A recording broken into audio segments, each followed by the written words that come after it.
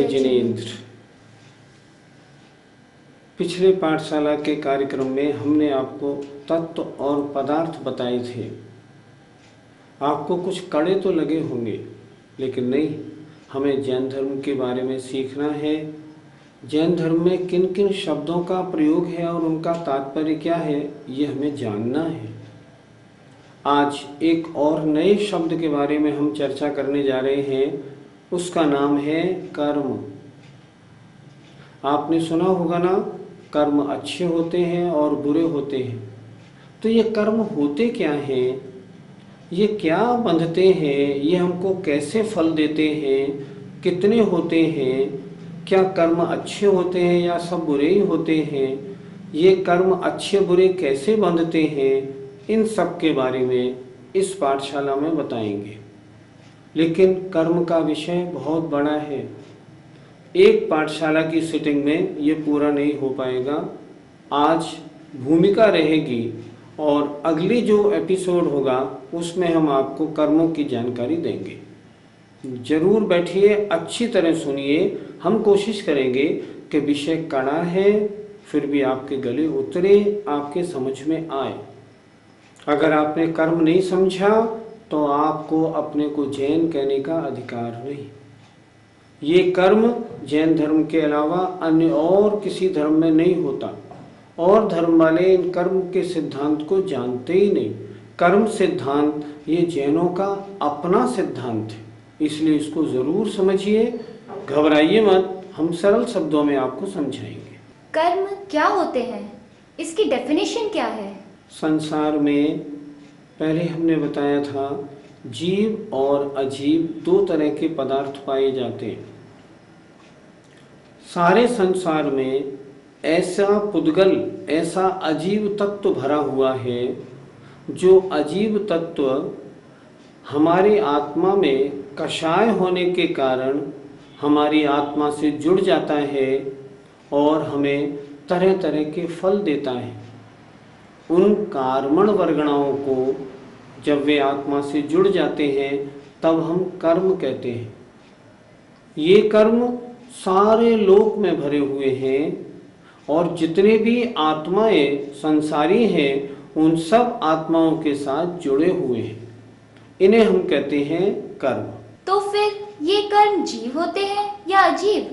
कर्म जीव नहीं होते। मैंने बताया ना, संसार में जो पुद्गल भरा हुआ है, जो अजीब भरा हुआ है, उसका एक भेद है कार्मण वर्गणा। वह कार्मण वर्गणा हमारी आत्मा में राग द्वेष होने के कारण तदनुसार जैसा हम करते हैं ना, उसके अनुसार परिणमन करके हमारी आत्मा के साथ जुड़ जाते हैं। ये कर्म अजीव है, जीव नहीं। ये कर्म कितने प्रकार के होते हैं? कर्म 3 प्रकार के भी होते हैं, 8 प्रकार के भी होते हैं और 148 प्रकार के भी होते हैं। पहले हम 3 प्रकार के समझते हैं। कहा जाता है कर्म 3 प्रकार के हैं, द्रव्य कर्म, भाव कर्म और नो कर्म। द्रव्य कर्म आत्मा के साथ जो कर्म वर्गणाएं चिपक जाती हैं उन्हें हम कहते हैं द्रव्य कर्म। जब वे उदय में आते हैं और आत्मा में जो राग द्वेष होता है, उस राग द्वेष को हम कहते हैं भाव कर्म। और ये शरीर जो है ये है नो कर्म। कर्म के 3 भेद। यहाँ जो इस पाठ में हम आपको बताएंगे वो बताएंगे कर्म के 8 भेद। कर्म के 8 भेद कौन से हैं? ज्ञानावरण, दर्शनावरण, वेदनीय, मोहनीय, आयु, नाम, गोत्र और अंतराय। ये कर्म 8 प्रकार के होते हैं। इन कर्मों के अगर हम और भेद करते जाएं तब ये 148 प्रकार के हो जाते हैं। जैसे पहला कर्म मैंने बताया आपको ज्ञानावरण, तो ज्ञानावरण एक कर्म है, उसके 5 भेद हैं। दूसरा दर्शनावरण है, उसके 9 भेद हैं। इस तरह इनके भेद को अगर हम जोड़ेंगे तो इन 8 कर्मों की डिटेल करने पर 148 प्रकार के कर्म हो जाते हैं। इन कर्मों का फल क्या होता है? कर्म दो तरह के हैं। 148 कर्मों में कुछ पुण्य प्रकृतियां, कुछ पुण्य कर्म हैं और कुछ पाप कर्म हैं। जो पाप कर्म हैं, जब उनका उदय होता है तब हमको नीच पर्याय मिलती है, पशु बनना पड़ता है, चींटी और मच्छर की पर्याय मिलती है। पाप कर्म के उदय से हमें रोगी शरीर मिलता है, हम याद करते हैं फिर भी याद नहीं होता, हम खाते हैं फिर भी हमारे शरीर में रस रक्त नहीं बनता, हम व्यापार करते हैं फिर भी हमें पैसे नहीं मिलते, नुकसान ही नुकसान होता है। ये पाप कर्म है। पाप कर्म का फल बुरा होता है। इनमें से कुछ पुण्य कर्म, अच्छे कर्म होते हैं जिनके करने से हमको सांसारिक सुविधाएं मिलती हैं, सुंदर शरीर मिलता है, बुद्धि अच्छी मिलती है, पैसा खूब मिलता है, इज्जत मिलती है, हम निरोग रहते हैं, प्रसन्न रहते हैं, हमें घर पत्नी बच्चे आदि हमारे अनुकूल मिलते हैं, हमें सब सुविधाएं मिलती हैं, आमदनी खूब होती है। इसलिए कर्म दो प्रकार के हैं, एक पाप कर्म और एक पुण्य कर्म। पाप कर्मों का फल बुरा होता है, पुण्य कर्मों का फल अच्छा होता है। आपके कहने का मतलब तो यह हुआ कि हमारा अच्छा बुरा हमारे कर्मों के हिसाब से होता है, लेकिन हम तो यह मानते थे कि हमारा अच्छा बुरा तो वो ऊपर वाले भगवान करते हैं। तो क्या हम गलत सोचते हैं? सारा विश्व ये मानता है कि अच्छा बुरा ऊपर वाला करता है। अगर अच्छा बुरा ऊपर वाला करता है तो मैं आपसे पूछता हूँ, भगवान किसी का बुरा क्यों करेगा? बोले। वो एक को अंधा, एक को लंगड़ा क्यों बनाएगा? एक को फर्स्ट डिवीजन वाला और एक को फेल होने वाला क्यों बनाएगा? एक को अंबानी क्यों बनाएगा और एक को भिखारी क्यों बनाएगा? ऊपर वाला कुछ नहीं करता। ऊपर वाले को इन बातों से क्या मतलब? जैन धर्म तो ये कहता है, अगर कोई आपसे पूछे क्यों भाई साहब सब ठीक तो है, और आप क्या कहते हैं, सब ऊपर वाले की दया है। अगर आप ऐसा कहते हैं ना तो आपने जैन धर्म नहीं पढ़ा, नहीं समझा। ऊपर वाले की दया नहीं। कभी बुरा हो तो आप ये बोलिए, हाँ कुछ पाप कर्मों का उदय है, उससे ऐसा कार्य हुआ। आप जो करते हैं ना, आप जो आज भोग रहे हैं ना, वो आपने पूर्व जन्मों में जैसा किया है वैसा आप भोग रहे हैं। अगर आपको सुख सुविधाएं मिली है, पहले आपने पुण्य कर्म किए हैं, उनका फल मिल रहा है। और आपको असुविधाएं मिल रही हैं तो आपने जो पाप कर्म किए हैं उनका फल मिल रहा है। ऊपर वाला आपको बुरा क्यों बताने लगा? ऊपर वाला किसी को चोर और किसी को कुत्ता क्यों बनाने लगा? ऊपर वाला कुछ नहीं बनाता। भूल जाइए, इस मान्यता को छोड़ दीजिए। आप जैनी हैं, बड़े भाग्य से जैन धर्म में जन्म लिया है। समझे तो सही जैन धर्म कहता क्या है, देखो तो सही एक बार। ऊपर वाला कुछ नहीं करता, ऊपर वाला तो सुख में लीन रहता है, उसे आपसे कोई लेना देना नहीं। इसलिए इस धारणा को छोड़ दीजिए, ऊपर वाला कुछ नहीं करता है। संसार को बनाने वाला और बिगाड़ने वाला भगवान नहीं है, तो फिर इस संसार को किसने बनाया? जैन धर्म में और अन्य धर्मों में ये मुख्य एक ऐसा सिद्धांत है जिसके बारे में बहुत मतभेद है। अन्य धर्म वाले सृष्टि का कर्ता भगवान को मानते हैं। जैन धर्म सृष्टि का कर्ता किसी को नहीं मानता। हम जैनी हैं, हमारे शास्त्रों में लिखा हुआ है ये सारा संसार अनंतानंत काल से 10 लाख 50 लाख करोड़ वर्षों से नहीं, संखों संखों संखों वर्षों से ऐसा ही चलता आ रहा है, ऐसा ही चलता रहेगा। ये सूर्य पूरब से निकलता रहेगा और पश्चिम में अस्त होता रहेगा। ये कभी शुरू नहीं हुआ, किसी ने इसको प्रारंभ नहीं किया, कोई इसको समाप्त नहीं कर सकता। मैं प्रश्न करता हूं, इस ईश्वर को, जिस ईश्वर को किसी से कोई लेना देना नहीं, इसको क्या संसार बनाने की इच्छा क्यों हुई? इसने क्यों चाहा मैं संसार बनाऊं? ये अपने सुख में लीन था तो सुख में लीन रहते, इनको इच्छा क्यों हुई? और जब इच्छा हुई तो अच्छा और बुरा बनाने की इच्छा क्यों हुई? इस ईश्वर ने संसार में कुछ पदार्थ ऐसे क्यों बना दिए जिसकी कोई उपयोगिता नहीं? अरे अगर गुलाब का फूल बनाना था तो कांटे क्यों बनाए? मुझे बताओ, क्यों बनाए? इन्होंने महिला बनाना था तो महिला को बांझ क्यों बनाया? बच्चा पैदा हो रहा है, पैदा होते समय से बीमार है, इसने बीमार क्यों बनाया? क्या भगवान रागी द्वेषी होता है क्या? क्या उसको भी किसी से दुश्मनी होती है क्या?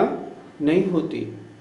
आप सोचिए, इस सृष्टि का बनाने वाला कोई नहीं है, अनादि से ये चला आ रहा है, अनंत काल तक चलता चला जाएगा।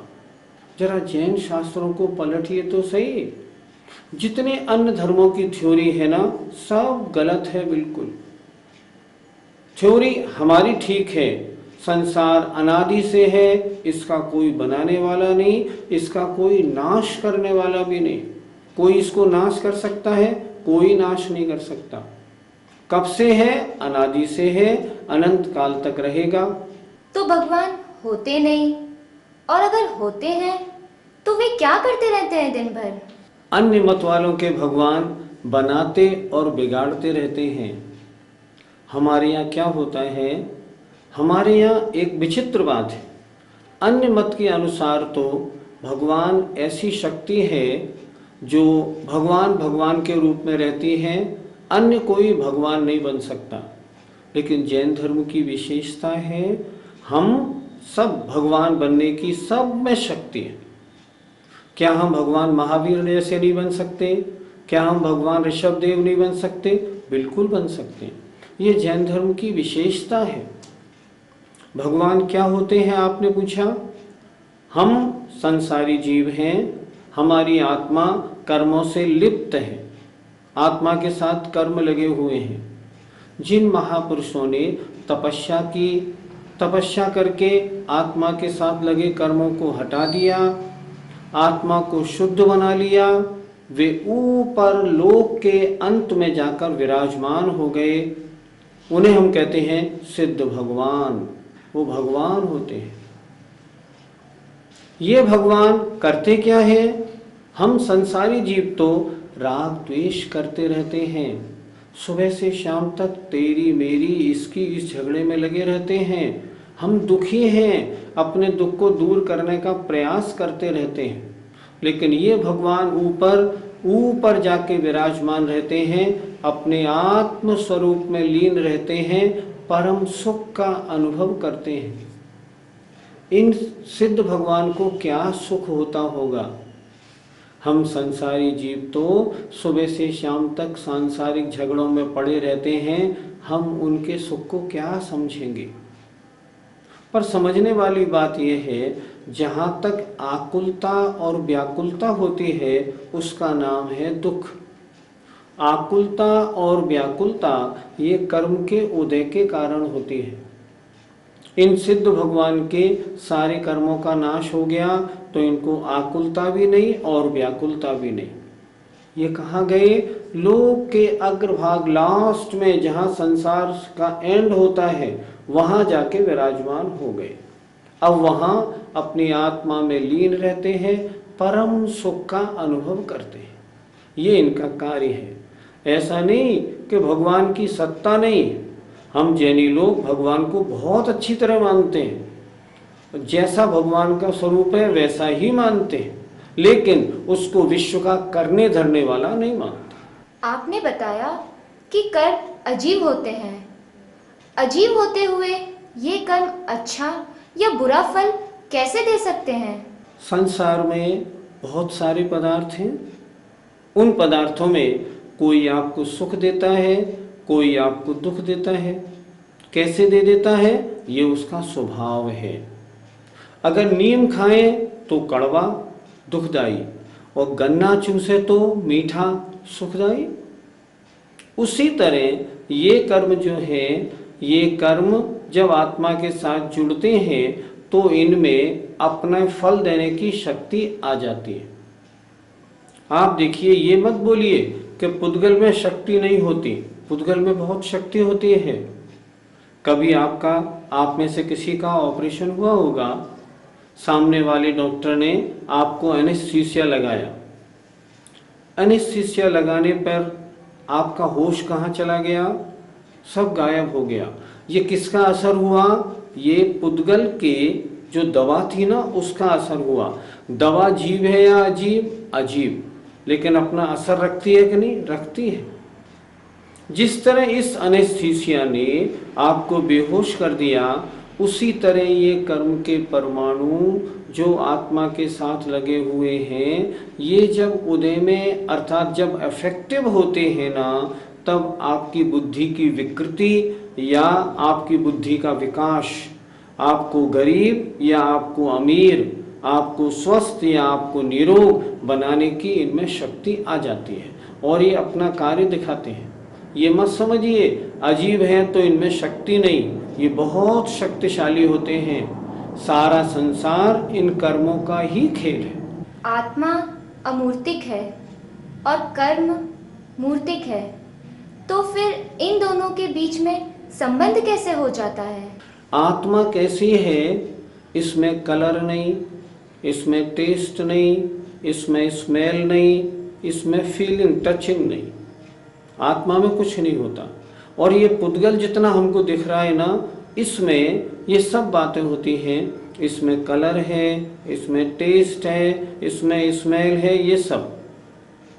अब जिस वस्तु में रूप रस गंध स्पर्श नहीं है, ऐसी जो आत्मा है, उसके साथ रूप रस गंध स्पर्श वाले ये कर्म जो है, ये चिपक कैसे जाते हैं?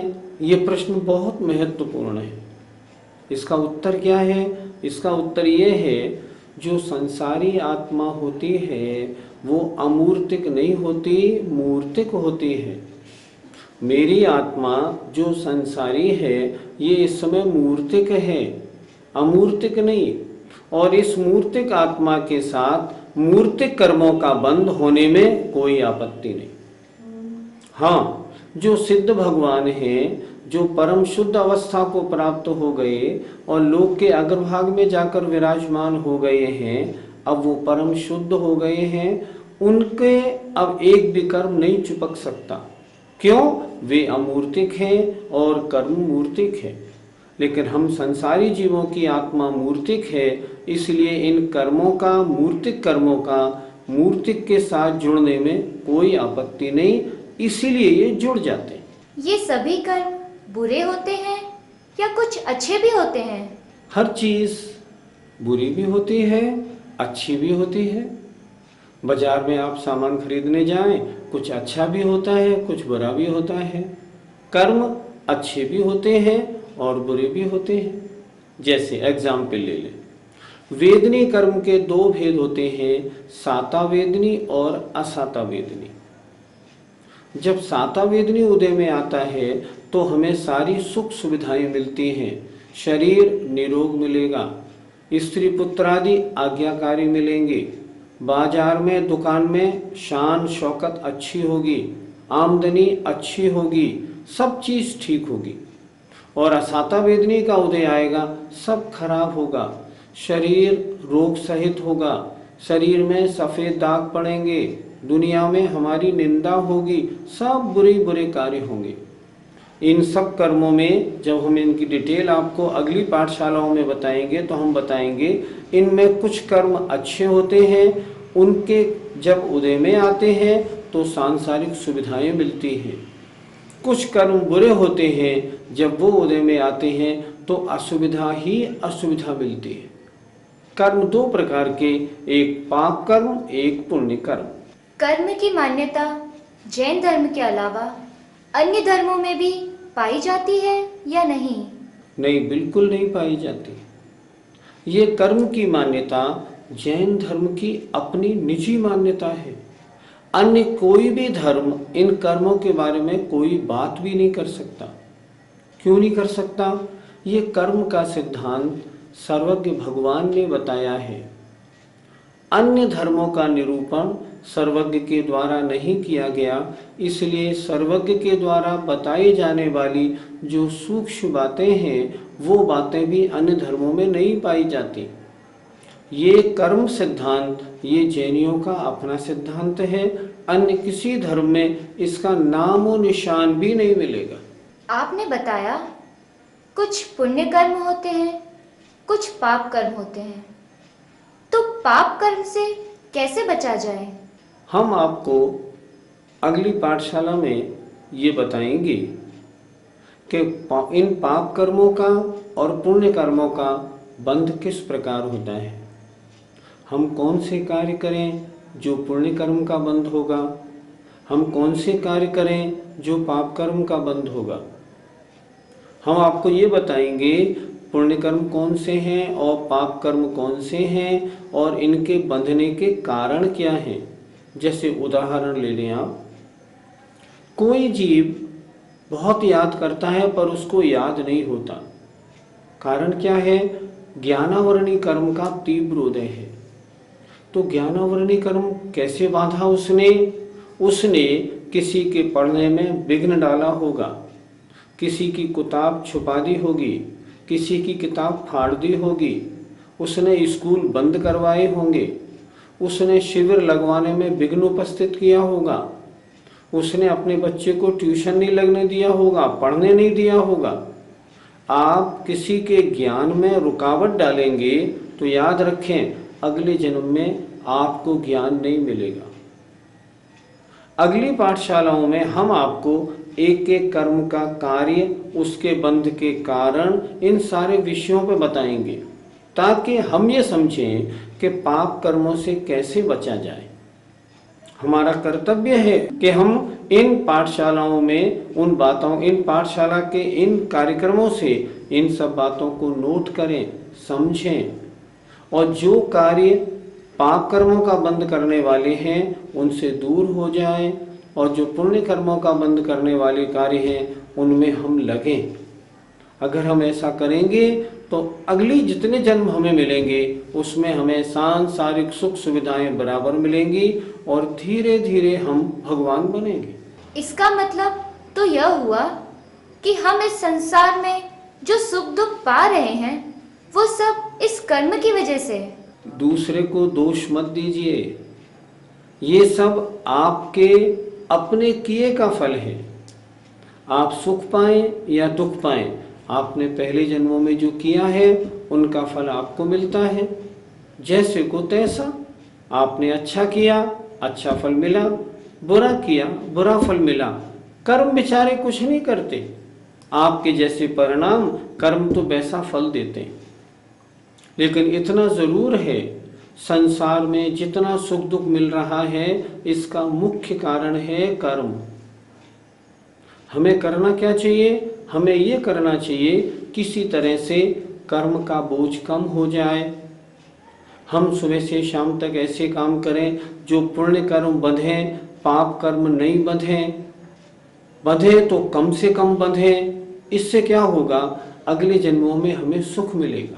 आपने कर्म की बात समझी होगी और आप भविष्य में बुरे कर्मों से बचेंगे, अच्छे कर्म करने में लगेंगे। अगर ऐसा करेंगे तो जीवन सफल होगा। जय जिनेंद्र।